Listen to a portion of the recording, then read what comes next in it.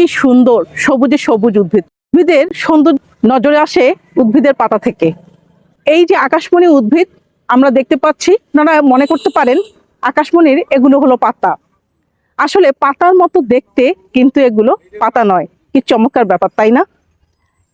এই উদ্ভিদের এই যে পত্র সদৃশ্য যা আমরা দেখতে পাই, এটি মূলত পর্ণবৃন্ত। পর্ণবৃন্ত কি? পর্ণবৃন্ত হলো এই যে বৃন্তটি রয়েছে,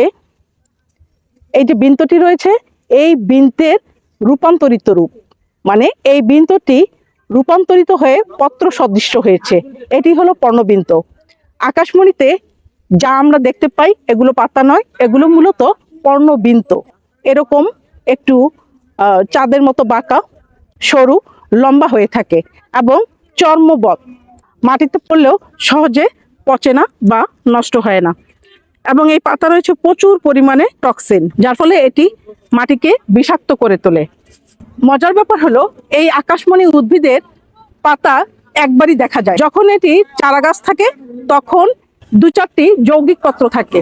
বয়স বাড়ার সঙ্গে সঙ্গে এই যৌগিক পত্রগুলো ঝরে যায় এবং এর যে বৃন্তগুলো থাকে এই বৃন্তগুলো পর্ণের বৃন্তে রূপান্তরিত হয়ে থাকে।